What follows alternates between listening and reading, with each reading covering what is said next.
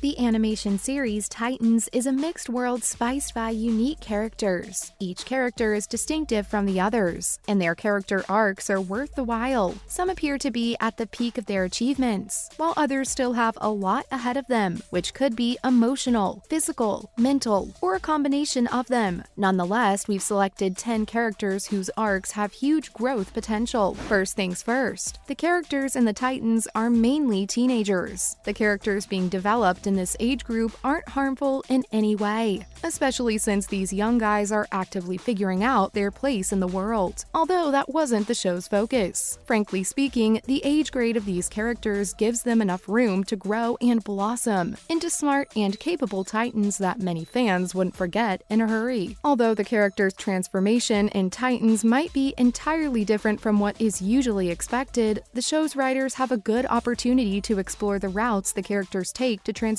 into their future selves and unleash their deepest potential. Now let's talk about 10 unique characters in the Titans who have huge potential. First up, Barbara. It is quite understandable that Barbara would rather follow in her father's footsteps. Yet Barbara Gordon's detective skills would be better utilized if she took on a different role. Following the event of being forsaken by the majority of her staff, it is by no small measure a surprise that she still wants to be commissioner of the GCPD by the end of the 3rd season. Also, another role Barbara can excel at is being the IT expert for the Titans. Although Oracle is not Barbara's heroic identity, it is significant in that it is a computer program she wrote that gained sentience. As time rolled past, she shut the program down because it became evil. Nevertheless, since the code had Barbara Gordon's blueprints, she might as well take on the name Oracle for herself and act as the IT expert for the Titans. This is not entirely a change in her role, but an improvement or upgrade,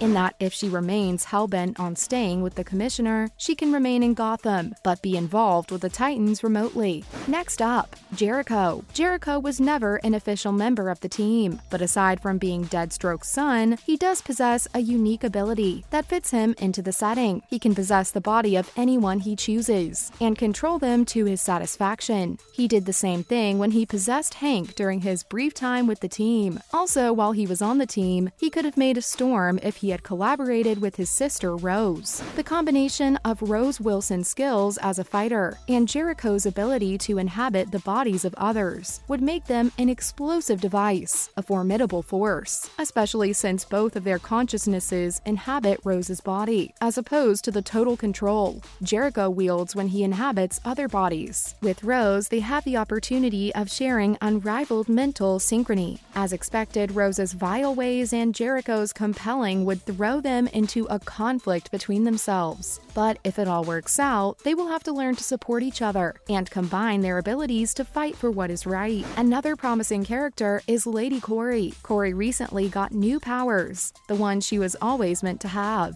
After a lifetime of evading the Tamaranian throne and learning to wield starbolts, Corey can now start using the blue light bolts without having to constantly look over her shoulder. In Titans, Corey is not the same character she is portrayed as in the comics, but now we see an emotionally intelligent and mature heroine. The depth of this characterization needs to be portrayed through Corey, as her consistency and emotional maturity will be an advantage to the younger Titans. The 4th character on the list is Dick. Nearly the whole world believes that receiving orders is not always fun, but there is a form of excitement that comes with being at the giving end. Well, it's a bit far-fetched, but then it was one of the reasons why Dick Grayson left Batman. Since he's trained and spent his early crime-fighting and mystery-solving years with Batman, it wasn't a huge task creating the Titans with his peers, and also shouldering the responsibility of being its leader. However, it doesn't seem that leadership has been the smoothest thing for Grayson from the most we've seen on the show. Although he had committed himself to helping Rachel and the other young people in orbit at the beginning of the show, he had also slacked on several occasions. Thankfully, others have been there to complement his rather shabby efforts. It will take time and extra effort for Dick to become the leader he was trained to be, but until then, he's stuck with the quality of leadership that he possesses. Moving on, guess who made this list out of sheer curiosity? That's Tim. They say curiosity kills the cat,